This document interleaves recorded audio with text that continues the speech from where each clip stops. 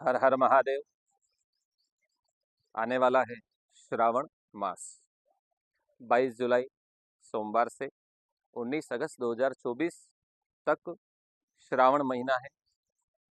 श्रावण मास भगवान शिव की आराधना के लिए विशिष्ट पर्व माना गया है और भगवान शिव को विशेष प्रिय है। इस श्रावण महीने में जो भी भगवान शिव का पूजन करते हैं, अर्चन करते हैं, अभिषेक करते हैं, किसी भी प्रकार से भोलेनाथ का पूजन करते हैं, उन पर महादेव अवश्य ही प्रसन्न होते हैं। ऐसा क्यों है कि श्रावण मास भगवान शिव को विशेष प्रिय है? तो शास्त्रों में बतलाया गया कि जब समुद्र मंथन किया गया तो उसमें हलाहल विष उत्पन्न हुआ। उस विष को भगवान शिव ने ग्रहण किया और अपने गले में धारण करने से भगवान शिव नीलकंठ कहलाए। और भगवान शिव के उस ज्वर के ताप को कम करने की भावना के कारण देवताओं ने, जगत के समस्त प्राणियों ने भगवान शिव को जल अर्पित किया कि इससे भगवान महादेव का ताप कुछ कम हो। तभी से ही भगवान शिव को जल अर्पित करने की परंपरा प्रारंभ हुई। जलधारा शिव प्रिय, इसीलिए भगवान शिव को जलधारा विशेष प्रिय है। और श्रावण का जो महीना है ये चातुर्मास के अंतर्गत आता है और इस दौरान प्राकृतिक रूप से ही बारिश की बूंदों के रूप में निरंतर जलधारा पृथ्वी पर प्रवाहित होती है। इसीलिए श्रावण मास हर प्रिय, श्रावण मास भगवान शिव को विशेष प्रिय कहा गया है। भगवान शिव का अर्थ क्या है? शिव यानी कल्याण करने वाले देवता। इन्हीं का एक नाम है रुद्र। रुद्र यानी जो बाधाओं का, दुखों का नाश करते हुए रुद्र कहलाते हैं। इसलिए श्रावण महीने में शिवार्चन करना, रुद्र अर्चन करना, रुद्राभिषेक करना दुखों का नाश करता है, बाधाओं का शमन करता है। जन्म जन्मांतर तक किए हुए समस्त पापों का नाश करके भगवान शिव अवश्य हमारे जीवन में मंगल करते हैं। और भगवान शिव अत्यंत सरल देवता है, केवल जल अर्पित करने मात्र से ही प्रसन्न हो जाते हैं। विविध द्रव्यों से, सामग्रियों से, वेदों का मंत्र, पुराणों के मंत्र, भगवान शिव के मंत्र, स्तुतियों का वाचन करते हुए भगवान पर जो जल अर्पित किया जाता है उसे रुद्राभिषेक कहते हैं। यजुर्वेद के 8 अध्यायों का पाठ इसमें कहा गया है। इनके विविध प्रकार के भेद हैं। पहला है षडंग रुद्राभिषेक, अर्थात रुद्राष्टाध्यायी के 8 अध्यायों का पाठ करते हुए भगवान का अभिषेक करना षडंग रुद्राभिषेक कहलाता है। इसके बाद एकादशिनी अथवा नमक चमक रुद्राभिषेक, इसमें 8 अध्यायों के 11 आवर्तन पूर्ण होते हैं। उसके बाद हैं लघु रुद्र। नमक चमक पाठ को यदि 11 ब्राह्मण मिलकर के करें अथवा उस पाठ का 121 बार आवृत्ति हो, उसे लघु रुद्र कहा गया है। उससे ऊपर है महारुद्र, अर्थात जब अष्टाध्यायी के कुछ मंत्रों का 1331 बार आवृत्ति पाठ होता है, उसे महारुद्र कहा जाता है। और उन्हीं अध्यायों का यदि 14,641 बार यदि पाठ आवृत्ति की जाती है, उसे अतिरुद्र कहा जाता है। अतिरुद्र के 11 आवर्तन को, 11 आवृत्तियों को अतिरुद्र कहा जाता है। इस प्रकार इनकी संख्याएं निरंतर बढ़ती रहती हैं। जिसे भी व्यक्ति को जिस भी मनोकामना की पूर्ति की इच्छा हो, अलग अलग इन प्रकारों के द्वारा भगवान शिव का अर्चन करना चाहिए। यह जो पाठ हैं, ये पाठ्यत्मक रूप से मंत्रों के उच्चारण के साथ भी किए जा सकते हैं। भगवान शिव पर इनके द्वारा अभिषेक भी किया जा सकता है अथवा इन्हीं मंत्रों से हवन में आहुतियां भी प्रदान की जा सकती हैं। कब करना चाहिए?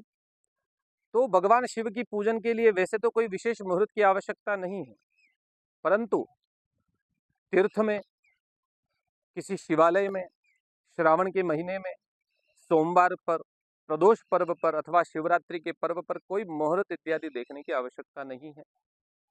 तथापि पंचांग में, शास्त्र में शिववास मुहूर्त दिया जाता है। यह आप पंचांग देख करके अथवा किसी विद्वान ब्राह्मण से पूछ करके देख सकते हैं। शिववास के अनुसार, मुहूर्त के अनुसार किया गया कामना परक रुद्राभिषेक मनोकामनाओं को पूर्ति करता है। विशेष सामग्रियों की इसमें आवश्यकता नहीं है। भगवान तो भोलेनाथ हैं, जल से ही प्रसन्न हो जाते हैं। फिर भी यदि हमारी कोई विशेष कामना हो तो हम उस विशेष द्रव्य द्वारा भगवान का पूजन, अर्चन, अभिषेक करते हैं। तो हमारी विशिष्ट कामनाएं पूर्ण होती हैं। जैसे यदि कोई जल से अभिषेक करते हैं तो उससे सुख की प्राप्ति होती है, जल का अभिषेक करने से अच्छी वर्षा सुवृष्टि की प्राप्ति होती है, तीर्थ के जल से अभिषेक करने से मोक्ष की प्राप्ति होती है, गंगा जल से अभिषेक करने से रोगादियों जो बाधाएं हैं उनका नाश होता है, जल में शक्कर मिलाकर अभिषेक करने से वंश में वृद्धि होती है, कुशा के जल से अभिषेक करने से असाध्य रोगों का नाश होने की संभावना बढ़ जाती है, मीठा दूध, दूध में शक्कर अथवा मिश्री डालकर अभिषेक करने से संतान का कल्याण होता है, बच्चों का कल्याण होता है, केवल गाय के दूध से अभिषेक करने से कुटुंब का सुख बढ़ता है, सामान्य अन्य दूध के अभिषेक द्वारा भी आरोग्यता की प्राप्ति होती है, गोघृत के अभिषेक से आयु में वृद्धि होती है, वंश की वृद्धि होती है, दही का अभिषेक करने से भौतिक सुखों की प्राप्ति होने में लाभ मिलता है, शहद का अभिषेक करने से भी रोग नष्ट होते हैं, शहद और घी का अभिषेक करने से धन की भी प्राप्ति शास्त्रों में बतलाई गई।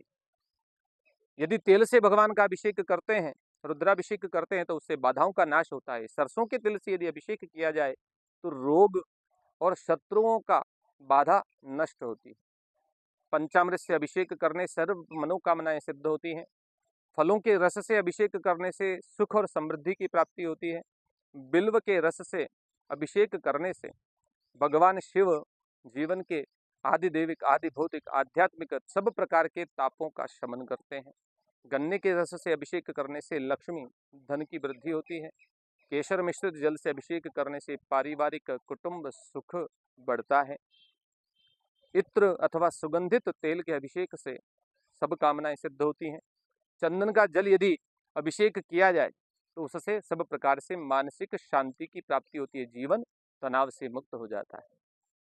इनके अलावा भी अन्य बहुत सारे द्रव्य हैं जिनसे अभिषेक किया जा सकता है, विशिष्ट कामनाओं की पूर्ति के लिए विशिष्ट द्रव्यों का उपयोग किया जाता है। कहाँ करना चाहिए? अभिषेक करने के लिए शिवालय, जहाँ पर भगवान स्वयंभू रूप से विराजमान है, 12 ज्योतिर्लिंग जो कहे जाते हैं, उनमें यदि संभव हो तो वहाँ करना चाहिए। किसी भी शिवालय में तीर्थ में जाकर के भगवान शिव के शिवलिंग का पूजन करते हुए अभिषेक करना चाहिए।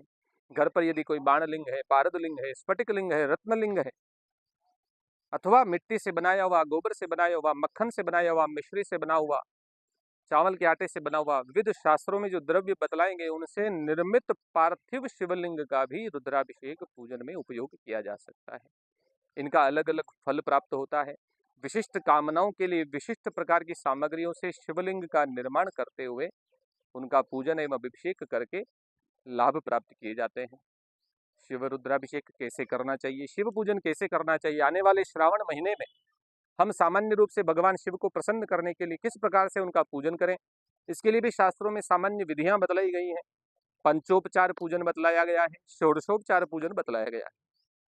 पंचोपचार यानी भगवान को 5 वस्तुएं अर्पित करना, गंध अर्थात चंदन अथवा कुमकुम, केसर, उसके बाद पुष्प, बल्बपत्र, धूप यानी धूप लगाना, दीप यानी ज्योति दिखलाना, उसके बाद नैवेद्य। ये 5 वस्तुएं अवश्य ही अर्पित करना चाहिए। षोडशोपचार पूजन भी किया जा सकता है। सबसे पहले संकल्प लेना चाहिए कि मैं इस कुटुंब का अपना नाम बोल करके, परिवार के सभी लोगों का नाम बोल करके संकल्प लेना चाहिए कि मैं आज भगवान शिव की कृपा के लिए, मनोकामना की सिद्धि के लिए भगवान शिव का पूजन करूंगा, रुद्राभिषेक करूंगा। उसके बाद भगवान भैरव को प्रणाम करें, भगवान वरुण का, तीर्थ देवताओं का पूजन करें। उसके बाद दीपक लगा करके दीपक का पूजन करें, भगवान गणेश जी का पूजन करें। गणेश जी के बाद भगवती पार्वती गौरी का पूजन करना चाहिए, कुल देवी का पूजन करना चाहिए। साथ ही अपने पूर्वजों का भी स्मरण करते हुए उनको भी प्रणाम करना चाहिए, नवग्रहों का भी पूजन करना चाहिए।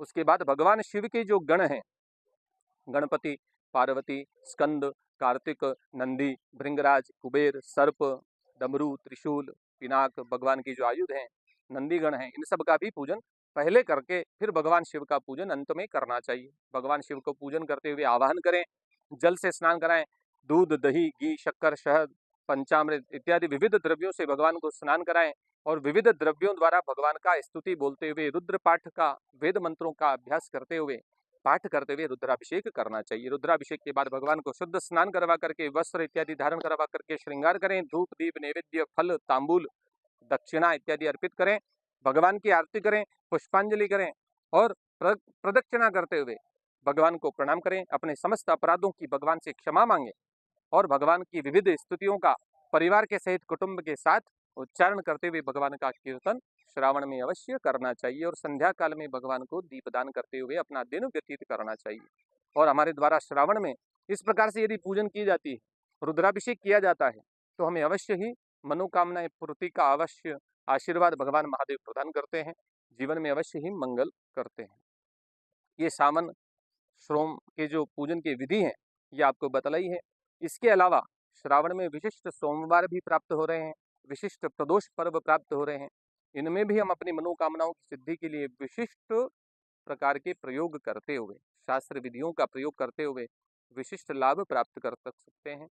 और इस पूजन से संबंधित PDF प्राप्त करने के लिए कमेंट बॉक्स में कमेंट करें, शेयर करें, सब्सक्राइब करें, ताकि आगे जो अन्य विधियां हैं वो भी आप जान सकें और लाभ जीवन में प्राप्त कर सकें, भगवान महादेव की कृपा प्राप्त कर सकें।